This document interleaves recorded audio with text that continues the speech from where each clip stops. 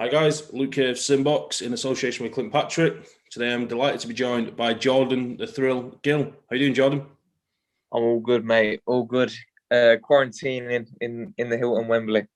Definitely, I can see there you're away in the hotel room. What's the process like at the minute? Is it you get your results today or is it tomorrow? Who knows? Your guess is as good as mine. I think I'm expecting a knock at the door probably in the morning with a new wristband saying that I've passed, and then I've got some freedom. Fingers crossed. So when you're in this bubble now, it's your second bubble. You was part of the fight camps back in August. But what have you got to get up to during the day there? In terms of leading up to fight week, it's such a bizarre situation now with the pandemic and the restrictions and everything. What kind of things that you can get up to while you're in the hotel leading up to fight night? Um, Eating hopefully after the weigh-in. Do you know what? I don't know because when you come, all you have to go straight to your bedroom. You can't really look around hotel or anything. But from what I've seen from last week's bubble, they've stepped up their game and they've got like a cinema room, a pool table, and ping pong table, stuff like that. So I can imagine we'll just be sitting about, making fun of each other, and probably watching the MTK show in the cinema room on Friday. Oh, it sounds like a good night. It's a big card from MTK. We look forward to that. Of course, you're boxing Cesar Juarez on Saturday. It was a fairly late addition to the card. Firstly, Mm. how did the opportunity come about to fight on the card, given, like I say, it was a late addition? Well, I've been in the gym. Eddie knows I've been in the gym. Dave's been hounding him, saying, "Get Jordan a fight. Um, we need a big fight. Need a big fight." Obviously, I've had nothing since Reece Belloti last August, and it's been frustrating. I've stayed in the gym throughout Christmas, throughout New Year. Stayed dedicated, stayed, um, dieting and things like that. So I think Anthony Fowler tested positive for COVID and was ruled out of the fight on Saturday. And also Amy Timlin pulled out of the fight with Carlos Kelly through a hernia, I think. Yeah. So the opportunity for a slot come available, and Eddie rang Dave and said, "Would Jordan be ready for 2 weeks' time?" And we jumped at the opportunity. So um, they said, "This is the guy. Will you fight Cesar Juarez?" And I didn't even question it. Was there any particular reason that the gap from August till now has been so long? As you say, you've been training the whole time. Was there any reasons that you wasn't out in maybe October, November, or December? Yeah, when I boxed Reece Belloti, I damaged my hand in the fight, so I couldn't punch for about 8 weeks after that fight. Probably maybe 6 to 8 weeks after the fight, and then I got back in the gym, and everybody tested positive for COVID. So October 10th, I got my positive test result back, and it hit me pretty hard. So it took a lot out of me, and I was recovering for a little while. So I think from 2 weeks after that, or 2.5 weeks after that, October 10th, so end of October, I've been in the gym ever since then. So that sort of it ruled me out of a December fight really, and then I would have been ready from any time in January. So this was the first opportunity to come available, and I've grabbed it with both hands. Absolutely. So as we say, Cesar Juarez is the opponent. He's got a fairly respectable record: 25 wins, 9 defeats. But he's been in there with some serious operators in Nonito Donaire and as at Dogbo. He lost the fights, but to be in with those kind of guys and operating at that kind of level shows that he's not to be taken lightly, of course. And 19 wins by knockout as well. That's it. He gives people problems, a lot of problems, and I always think with these Mexican fighters as well, you have to sort of disregard their losses, and especially when they box at world level. This guy's boxed for world titles. He pushes people. He had fight of the year with Nonito Donaire. He give him absolute hell in that fight, and he boxed not so long ago Angelo Leo, who went on to win a world title in his next fight. That was a world title eliminator. So this guy is a gatekeeper. He's boxed at world level. He's operated around that level. And he knows what he's up to. Anyone that beats him is either top 10 in the world or world champion. So I'm expecting a tough night. Like you said, 19 wins by knockout out of 25 wins. You have to respect his power. And I'm expecting a hard fight on Saturday. And of course, he's a stable mate of Enrique Tinoco, the only man to have defeated Jordan Gill. I'm sure that adds a bit of spice there, and it'll definitely give Team Juarez a bit of added confidence, I'm sure, going into the fight, and adds another, layer of motivation for you to get one back over that team, I'm sure. Yeah, for sure. I think I boxed 2 Mexicans in my career, and I'm 1-1. So I see it as a best of 3. This is the decider. So to beat one of Tinoco's teammates will be good. I'm not really bothered either way, but I'm gonna get the win, whether it was a Mexican or was it a Filipino, and whether it was a Spanish guy in front of me, English guy. Then I'm just gonna win and win at all costs. And I look forward to the fight. It's gonna be a good one. Absolutely. I think this is like the kind of level that people are looking to see Jordan Gill perform on now. 25-1, but you still have that feel of a not a prospect, because that sounds quite disrespectful, but you still feel like, fresh, new on the block, and you're really pushing to get into title contention, and getting in those kind of difficult fights. And you look at the Reece Belloti fight, which I was going to touch on, and that was perceived by some to be a 50-50 fight going into it, and you've shown your levels there and your class in victory. Is it all about you now? Obviously, we're not overlooking Saturday by any means, but pushing on and trying to get into title contention. And you've got a lot of hype and a lot of belief from your coach, David Caldwell, and I know Eddie Hearn's very big on yourself. Is it all about putting that into action now and proving that the potential will be fulfilled? Yeah, for sure. I think I believe that I can go on and win a world title, and Dave does as well. So these are the sort of fights you've got to take to get yourself there. And like I said, this guy's a gatekeeper. I've beaten everyone at domestic, not everyone, but I've beat some good names at domestic level. Reece Belloti in my last fight. Jason Cullen was 2-time Commonwealth champion. Ryan Doyle when I won the Commonwealth title. These are all good domestic fights. I've had 3 of those, and I've passed them all with flying colours. So I feel like this fight puts me onto the next level, and proves that I am well above domestic level, and I've just got to get that win. And like I say, I feel like I am fresh. Obviously, I've been beat once, but really, I didn't take any. There's no serious hammer I took in that fight. It was just a bad night, and I feel fresh. I'm 26 years old. Feel like I'm only just starting to come into my prime. And this is a good time to come into my prime because I am going to be involved in big fights. I'm still learning every week. Every fight I'm learning. So the best of me is yet to come, and hopefully, this next stint of my career, you're going to start seeing the best of me, and we're going to be in big fights. Exciting times, exciting times. Just to look back at that Belloti fight, because this is the first chance I've had the opportunity to speak to you since the victory over Reece Belloti. Take us through the environment, fighting with no fans. Of course, it's going to be the second time on Saturday. You was the first fight of the first show when Fight Camps was announced by Matchroom, and I think it really lived up to the mantra like Eddie was selling Fight Camps on it. There was no easy fights, and you and Reece proved that. It was a fight that neither guy really needed to take, but you want to put it all on the line. You want to see who was best on the night. It was a great fight, and it was a great opener for Fight Camp. How did you find the whole scenario, again, being the first one out? So there was no blueprint. There was nothing that you could go and watch, other people fight. Take us through the thought process and how you felt like you adapted to fighting in such a unique location. I just thought it was really cool. I love the concept. I'm a kind of guy that sort of takes everything in their stride, and it's not until you look back and you think, oh, that was quite a big deal. But at the time, when you're in the moment, for everyone else, it looks like a big thing. But when you're doing it, and when you just rolling with the punches, then you take it in your stride, and that's what I've done my whole life. And Fight Camp was no exception. But no crowd was a bit strange. Not so much in the fight because obviously it feels a bit like a spar, but more so after the fight when you've won. You want to celebrate. You look to the crowd, put your hands up, blah blah blah, and nothing was there. So it was like we finished the fight, got the decision.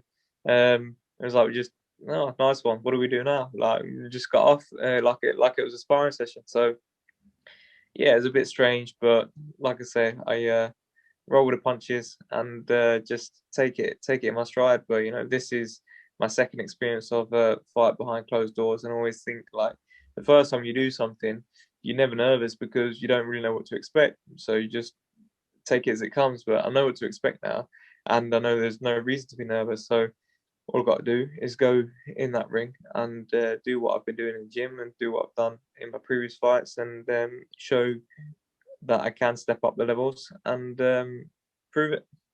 Bro, you make it sound all so easy that that all the hard work has been done. It's like all I've got to do is turn up and win. Like that's the easy part.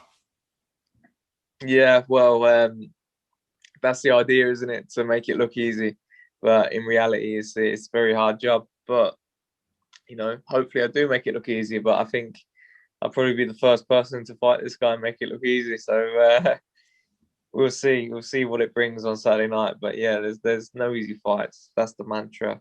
When they rang me and said, "Oh, you can fight on Fight Camp, but you've got to have a 50-50 fight," and I was obviously coming back from thyroid condition, where I thought I'd never box again. I was due to have a 6 or 8 rounder in March on the Kelly Avanesyan bill this first time, and that got cancelled a week before because of the pandemic. So they say, "Oh yeah, you can come back, but you can't come back in a takeover. You've got a takeover fight, so you've got to come back in a 50-50." I said, "You tell me who's 50-50 and I'll fight him." And the name they come back with was Reece Belloti. I said, "Yep, no problem." And it's been exactly the same this time.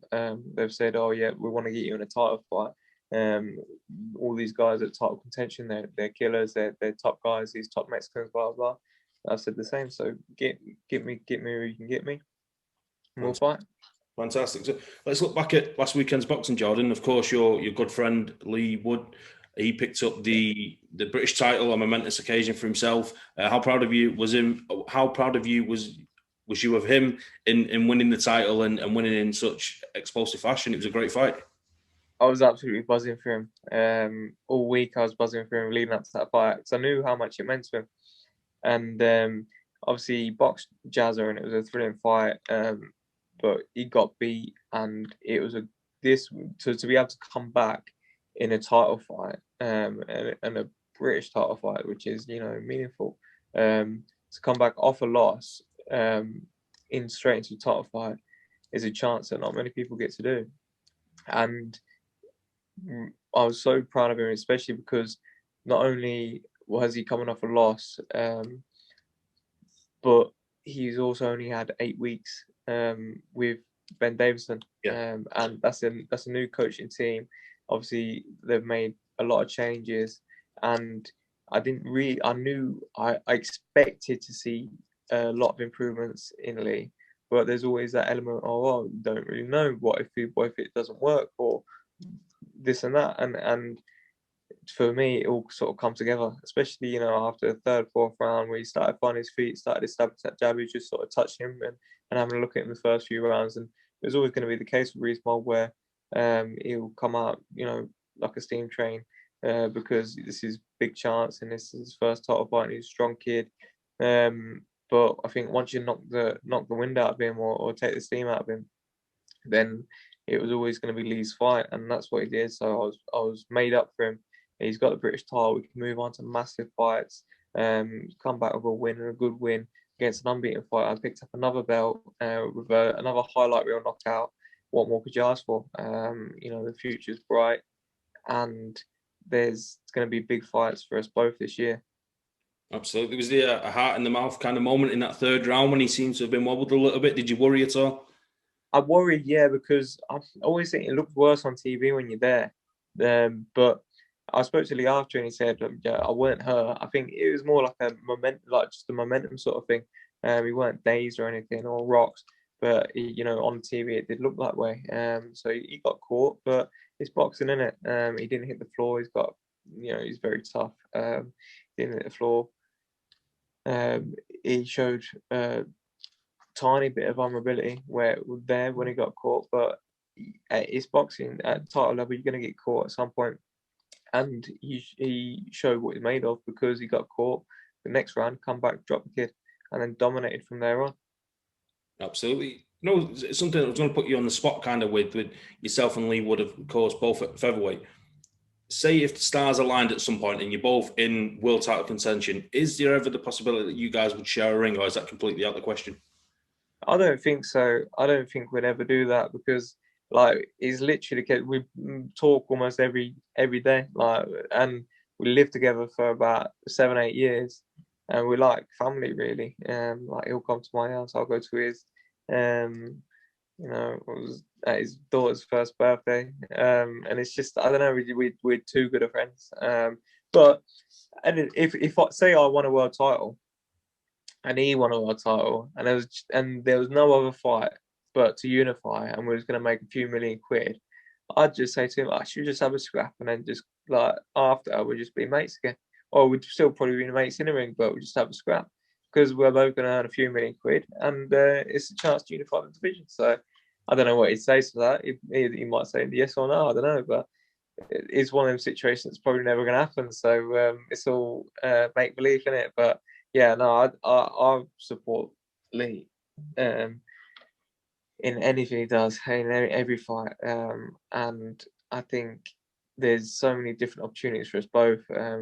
Obviously, he's a bit older than me, so he will be looking for these big fights as soon as he can, and I think he'll get some big fights now, and look towards a European shot or a world shot, maybe an eliminator.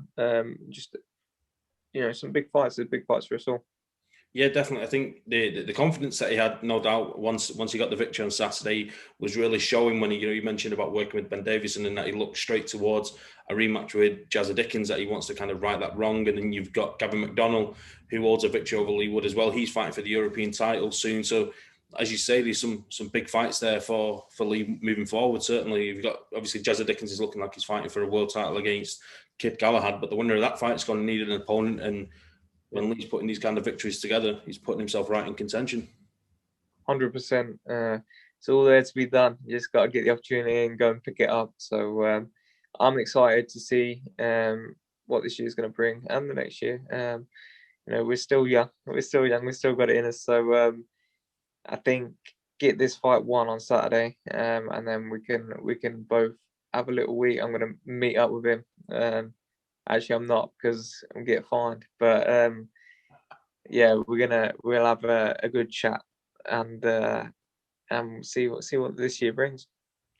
Exciting time. So we can't not mention Josh Warrington, his defeat to Mauricio Lara. What did you take from the fight yourself, Jordan?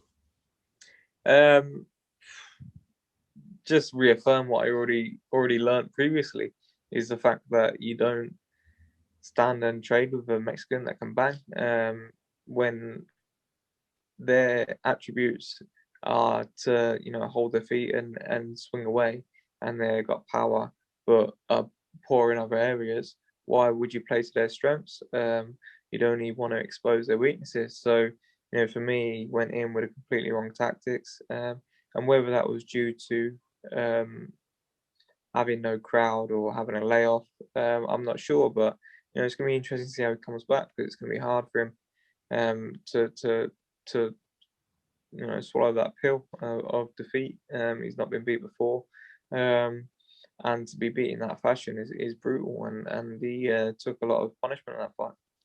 Definitely. Do you think it's added, or it seems to have added impetus to the fact that yourself and Robbie Davies Jr. have been added to the very next Matchroom card, and you're both taking on, unheralded Mexican opponents? They might be little known about them to the casual boxing fan maybe, but it's almost added that extra bit of spice now that people are looking forward to the next fight. And you're like, oh, well, maybe Juarez or Valenzuela against Robbie Davies Jr. Maybe that's the next upset on the cards, given that we all overlooked Mauricio Lara. Yeah, definitely. These Mexicans are no joke. They're not the same as these British and European fighters. They're just not. They're killers. They're so tough. They want to hurt you with every shot. Their punch delivery is different. They aim to hit you hard with every shot. They just look for power, and the delivery of shots they deliver them in a different way. They rotate through. It's a completely different ball game when you're fighting these Mexicans, and like I say, sometimes you have to learn the hard way. But I've learned my lessons, and I had my lessons refreshed last week watching Josh Warrington. So I'm going to stick to my game, which is boxing. Absolutely. One thing I wanted to get your opinion on, or a little bit more information about, Jordan, something that I'm quite fascinated about is the Jordan Gill Next Generation venture that you're a part of. Can you take us through exactly what that is and what it is you're hoping to achieve through that? Yeah, definitely. What it is a non-profit organization. And what we're aiming to do is to get into the community with all ages. Obviously, it's called Next Generation because the sole focus, not sole focus, but one of the main focuses wants to be young kids and teenagers. And what we want to do is get people more active. We want to get people engaging more. We want to clamp down on antisocial behavior, and just try and make the community a better place. And kids are struggling in school, then we'll go in and try and give them a bit of motivation or a bit of purpose, or wear them out a bit so they can focus, and things like that. So we're got a few things in the pipeline that we're going to be explaining and revealing soon. But it's exciting times. But obviously COVID come along when we was just really starting to get going and getting some good backing from the government as well, and that sort of halted proceedings. But it won't be long before we're back up and running and going into schools and community groups and all these sorts of things. And we've even had interest going into old people's homes and doing things there as well. So possibly there's a possibility of mixing up the generations, obviously if they're all vaccinated as well, to get the youngsters in the old people's homes and do a multi-generational thing to get people talking and get people communicating better. Yeah, it's very exciting. It was great to hear, and post-pandemic, post-COVID, and everything else, we look forward to that, and it's highly commendable. We wish you the best of luck with it. It's great work. But just to finish with Jordan, I'm going to put you on the spot. Give us a prediction for Saturday night. Jordan Gill against Cesar Juarez. How's it go down? How's it come to a conclusion? Jordan Gill win by any means necessary. I need to win this fight, and I will do. And if I do everything that they've asked me to, and do everything that I've been doing in sparring recently, then I win and I look good. Fantastic. Well, I wish you the best of luck. Thanks for talking to us today, and you take care, and we'll catch up again soon. Cheers, mate. Thank you.